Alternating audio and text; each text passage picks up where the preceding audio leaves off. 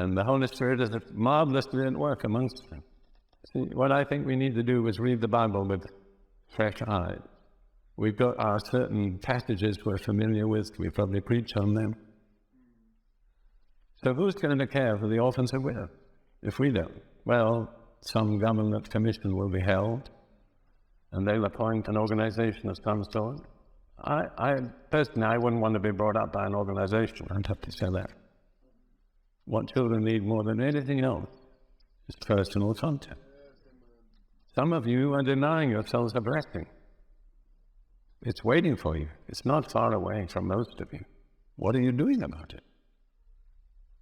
One thing I have observed amongst the Jewish people, generally speaking, their attitude toward Christianity is not favorable, for which there are many powerful historical reasons which most Christians know nothing about. We won't go into that. But when they discover that we've been taking care of some Jewish girls, their attitude changes. They say, well, we can see the point of that. I feel the church in most nations has to repent. We have simply glossed over some passages of Scripture. In Isaiah chapter 1, verse 18,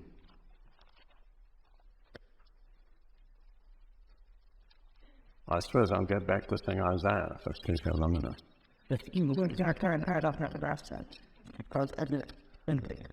I know both languages. I'm bilingual. Isaiah 1:18. This is the Lord's indictment of his people at the time of the prophet Isaiah. He tells them what he expects them to do. Verse 17. Learn to do good, seek justice, reprove the oppressor, defend the fatherless, plead for the widow. Basically, you read the Bible, those are two unvarying requirements of God. Care for the widow and the fatherless. Reading through the indictments of the prophets, Jeremiah, Ezekiel, Isaiah, and so on, you find that there were three recurrent sins of Israel, generation after generation. Number one was idolatry. Number two was adultery. And number three was neglect of widows and orphans. And they're all put on the same level. See, one of our problems is that sins of omission we hardly recognize, whereas sins of commission we have to recognize. I just wonder whether the church has got enough material to make a bridal vow. It's the righteous act that will provide the materials. And one other task assigned to the church is Matthew 28, verses 18 and following. This is after the resurrection. Then Jesus came and spoke to them, his disciples, saying, all authority has been given to me in heaven and on earth. Go, therefore, and make disciples of all the nations, baptizing them in the name of the Father and of the Son and of the Holy Spirit, teaching them to observe all things that I have commanded you. And lo, I am with you always, even to the end of the age. Now, I come from a military family. Furthermore, I spent 5.5 years in the British Army myself, not by choice. I was given no options. And one thing I remember, as a group of new recruits standing on the parade ground, and there was the sergeant off somewhere away bawling at us. And he said, first of all, he said, don't do as I do, do as I say. He was very honest. Some of us would have to do the same. Don't do as I do as I say. Then he explained about orders. And he said, orders are posted, and you're expected to know them. And when an order is given, it's enforced until it's cancelled by someone with authority to do so. So here we have the standing orders of the church, which are, Go and make disciples of all the nations, baptizing them in the name of the Father and of the Son and the Holy Spirit, teaching them to observe all things that I have commanded you. And lo, I am with you always, even to the end of the age. Suppose we don't go. Will Jesus still be with us? For first, what? I've commented sometimes that the church is like a car parked on the church parking lot. Jesus said, these signs will follow those who believe, but how can you follow a parked car? And my observation almost anywhere in the world is that when the church goes, the signs follow. All sorts of people you wouldn't expect them to follow. But how can signs follow people that are not going? So here are the orders of the Commander-in-Chief. Go and make disciples of all nations. And nearly 2,000 years later, we're a long way short of carrying out his orders. We're doing something about it, but we're still far from fulfilling it. And for many, many centuries, virtually nothing whatever was done. But we're confronted today with those words. No matter what other people may have done in the past, what are we doing? Are we going? Are we making disciples? See, again, Jesus never told us to make church members. And one of our biggest problems is we've got a lot of church members and we're trying to get them to act like disciples. They won't do it.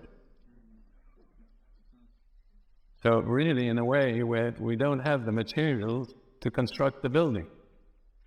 This is a problem that I find almost everywhere. And I don't know that you can solve the problem in the confines of this regular church life.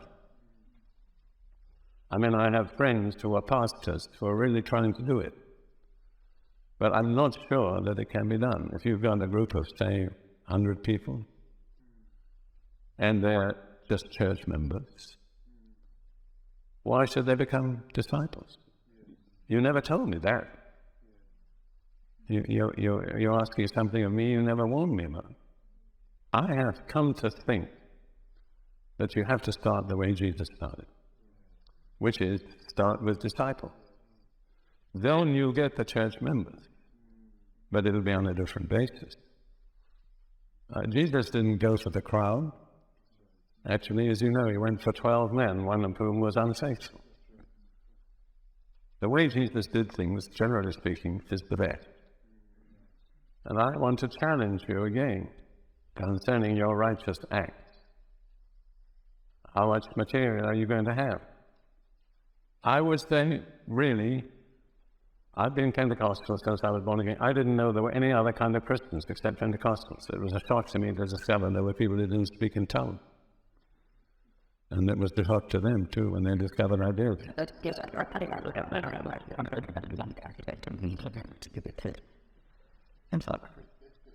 They won't follow you because you're Pentecostal or because you're charismatic.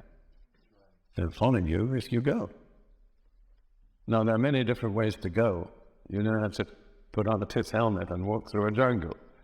I mean, there are concrete jungles right next door to you, full of unreached, unchurched, hopeless young people. And their numbers are swelling. But I'm asking you, what are you doing? And I'm not merely asking you, I'm asking anybody that listens to this, how many righteous acts have you got to clothe yourself with? Turn to Matthew 24 and verse 14, which is the motto of our particular ministry. Matthew 24:14, this gospel of the kingdom. And notice, Jesus is very precise. He doesn't say a gospel, he says this gospel of the kingdom will be preached in all the world as a witness to all the nations, and then the end shall come. So when will the end come? After the gospel of the kingdom is being preached in all the world. Who's responsible for preaching the gospel of the kingdom in all the world? We are. So if we don't do it, we're delaying the return of the Lord. I know that doesn't fit in with some people's theology, but it's a fact. Jesus is never going to change his orders. He's waiting for us to carry them out. And as far as we're concerned, Ruth and I and our ministry, this is our motivation. We put it this way: to reach the unreached and teach the untaught. And it's being borne in upon us more and more that it's not enough to reach the unreached. You have to give the teaching, otherwise they'll be confused, they won't stand. There are places where there's tremendous move of God going on, but very little solid teaching. We have a program which I'm not going to get involved in, but it's reaching Generation X. Really, they are almost a foreign people in a way, at least to people like me, and I am to them. Are we going to ignore them? I think one thing we have to do, if you're going to reach the French, you have to learn to speak French. Or in East Africa, you have to learn Swahili. And I think we have to learn their language. Because once you've got them, their attention, they can understand. But to reach them, you have to be as much of a missionary as the person in a fierce helmet in the jungle. But you're in a different jungle. But you've got to be able to communicate. There's a challenge for almost all of us who are here this morning. What are we doing about Generation X or Generation Next? And I had a rather interesting experience. I was in a conference on intercession, and they tacked onto it an extra meeting in a school auditorium with, quote, young people. And everybody had been telling me that this is a terrible generation. It's almost like you're being thrown to the lion. And so I arrive at the door to the school, and a boy, about 15 or 16, said, "We welcome you as we would welcome the Apostle Paul." I thought to myself, where have I got to? And then the theme that was allotted to me was bridging the generation gap. Well, my talk was, there's no generation gap. God expects exactly the same out of people at age 15 as he expects of people at age 65. There isn't a special kind of Christianity for different age groups. Oh, that really angers me. When I see young people being treated like babies, I rise up. You see, I ask myself, when did the educational system here in Britain make the maximum demands on me? And I would say from the age of 12 to the age of 80, maybe. And that's when we should make the maximum demands on young people. That's when they've got their lives ahead of them, their minds are clear, they're uncluttered up with a lot of things. Then those are the people, amongst others, that we should aim to reach. I had this impression that I was talking mainly to people who were pastors or in similar situations. So let me challenge you. Ezekiel 44 and verse 8. Now here in this particular passage, God is speaking through Ezekiel to those who were the leaders of his people, the priests, the prophets. And he's telling them where they've come short and failed in their obligations. And this is just one of the things. But he says in verse 8, "You have not kept charge of my holy things, but you have set others to keep charge of my sanctuaries for you." Now, it might not seem that that could apply to people here, but in a way, what these priests were doing was they were hiring others to do the job that they were supposed to do. And I feel that that is often true of the church. We're letting the, quote, para-church do what the church should be doing. Yeah. So we have YWAM, they'll go into all the world, because I've blessed them. Or there are intercessory ministries, like Prayer for Israel, which I totally endorse. But the truth of the matter is, those things should be done by the church. We have hired others to do the job. We should be the ones that are going into all the world. We should be the ones that are praying for the nation. We had a friend in Australia, Neville Bell, who founded what was called Intercessors for Australia. You know, there's a worldwide move of intercessors. And a little while ago, he closed it down. He said, my job is finished. They're doing it in the church. They don't need me anymore.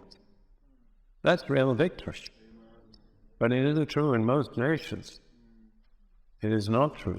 The church is not doing the job that's been done by the parachurch. I dislike the word parachurch myself. One of the things that we aim at in our ministry is never to become a substitute for the church. We don't have any large institution or what would you call it? Organization that does what the church, that takes the place of the church. You can't join our ministry and be pastored, although in a certain sense a lot of people are. Not because we want to, but simply because they want everybody else to go to. Let me say something about the ministry of deliverance from demons. I've been in this ministry actively for 35 years, and I know it's real. I have seen thousands of people delivered from demons, and Mark here has been a witness of some of the thousands. But how many people are doing this? Jesus said, go into all the world and preach the gospel to every creature. He that believeth and is baptized shall be saved, and these signs will follow those who believe. What's the first sign? They shall cast out demons. Then they shall speak with tongues. Why do we speak so much about speaking with tongues and so little about casting out demons? Are there no demons? Believe me, the church is full of demons. I'm not theorizing. I mean, because of my material, we get people writing in every week. Can you send me somewhere? Can you tell me somewhere? And most times we don't have anywhere to send them. They're too busy with, I don't know what. Religion. Not pure religion and undefiled, are they? And let me say something there. Jesus is not coming back for a parachurch. He's coming back for a church that's doing the job. Now, let me say one other thing, and after that, if you can still endure, we'll come back to the next meeting. But I've heard it said more times than I can count, and this is probably something that some of you said. Your tithes belong in the local church. I don't find that anywhere in the Bible. I do find that Malachi 3 verse 10, bring all the tithes into the storehouse. What is the storehouse? What do you expect from a storehouse? You expect food for yourself and seed to sow for a harvest. Now, if the local church is providing food and seed, then by all means, bring your tithes into the local church. But if it isn't, don't. That's my advice. I don't go around and preach this everywhere because I don't believe in attacking people, but it's not scriptural. First of all, the tithes belong to Jesus. He's our high priest, and every time we genuinely pay our tithes, we're acknowledging his priesthood. See, we're going to have to answer, all of us, for the money that was committed to us. I feel that a revolution is needed. When I was preaching to these young people, the response was amazing. They didn't tear me to pieces. For instance, they said, what do you believe about television and modern music and entertainment? When I said, I'm going to shock you, but Ruth and I don't own a television set. there was spontaneous applause from the whole group. Then a little later, what did they say next? What do you think about dating? Oh, yeah. Now, what do you think about dating? When I said, to tell you the truth, I think it's a waste of time. And again, there was spontaneous applause. I mean, they were really with me. I don't suppose that all young people are like that. They were just from about 4 or 5 different local churches, just came for us one evening. See, I personally believe that young people are looking for 2 things, especially the generation we're talking about, Generation X. The first thing they say is it genuine? Or, if I scratch the gold, will I find brass underneath? They're very discerning. I mean, most young people in that age are. They're looking with very sharp eyes. They're looking from underneath. Because I was called up in the British Army as a conscientious director, for which I'm not offering explanation. But my whole family, every male member, has been an officer in the British Army. So the highest I could ever rise was a corporal, and that was a mistake, because I shouldn't have been allowed to become a corporal. So I spent 5.5 years seeing the people I used to mix with underneath. And you know what I discovered? People look very different from underneath to what they look from when you see them on the same level. It changed my whole idea about a lot of teaching. So, the first thing they look for is genuine. The second thing, and in my opinion, is what they want is something radical. They don't want warmed up past generation.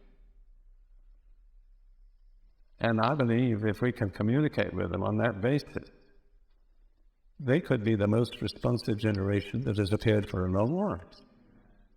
Because you see, it's almost traditional. Every generation rebels against the previous generation. Well, the previous generation rebelled against religion, but the present generation is rebelling against religion.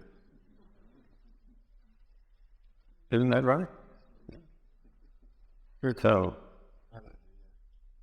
well, we return to the subject of time. I don't know if you're a pastor or what you are. It's not my business to inquire, but don't tell them your tithes belong in the local church if the local church is not doing what the tithes are appointed to do, see, because you're bringing condemnation on yourself. Let me just briefly outline what I've said. First of all, the bride, at the point of the marriage supper, has made herself ready. It'll be too late to be getting ready then. Secondly, she'll be attired in the righteous acts of the saints. So, are we producing enough righteous acts to produce a wedding gown? I mean, a wedding gown is usually a very full, flowing dress, but not a material. You can't skint on a wedding gown. So what are the righteous acts? Number 1, care for orphans and widows. Number 2, make disciples. Number 3, carry the gospel to all nations. As I see it, those are 3 simple priorities. And God is not going to change them. So if anything has to change, it has to be us. And it's all right to call people Tarot Church. But the point is, most of them are doing what the church should be doing. I mean, there are offbeat groups that basically, most of the ones that have seen this, they said, well, the church isn't doing it, we'll go and do it. I think that's a reproach. I believe Jesus cares for his church. I believe Jesus has great expectations from his church. I believe it's a tremendous responsibility to be in training to be the bride of Christ. As I understand it, we shall share the throne, if we make it, with Jesus throughout eternity. I mean, if we have to go through a certain amount of discipline and hardship, that's understandable in view of the responsibility that's going to be vested in us.